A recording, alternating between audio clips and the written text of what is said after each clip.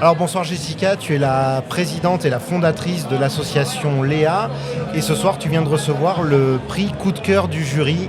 Est-ce qu'avant toute chose tu peux nous présenter l'activité de ton association ? Bien sûr, bonsoir Nicolas, merci de me recevoir. L'association Léa, elle accompagne tous les parents qui ont un enfant malade ou en situation de handicap entre 0 et 25 ans sur le plan administratif, psychologique, social, répit. Elle accompagne également les parents endeuillés par la perte de leur enfant. Qu'est-ce qui t'a poussé à candidater au prix des trophées de l'économie Andrasseni ? Alors pour être très honnête, la première chose, c'est de me dire ok, j'ai rien à vendre, mais moi aussi j'entreprends. Moi ce que je vends, c'est du bonheur dans les yeux des enfants. Et je me suis dit pourquoi pas.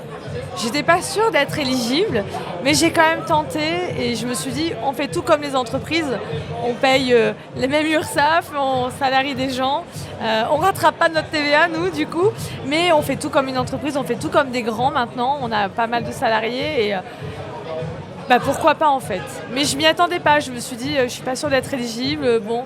Je l'ai fait sans être sûre que ça allait aboutir à quelque chose. Et là, c'est beaucoup d'émotion d'avoir reçu ce prix ce soir.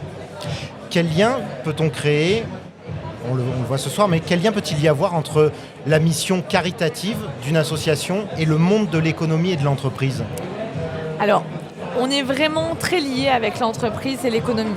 On accompagne les entrepreneurs, on accompagne les entreprises dans l'évolution salariale. C'est-à-dire que, par exemple, là, on a créé les ateliers des aidants dans une très grosse entreprise. Je pense que je peux les citer, ça ne pose pas de problème.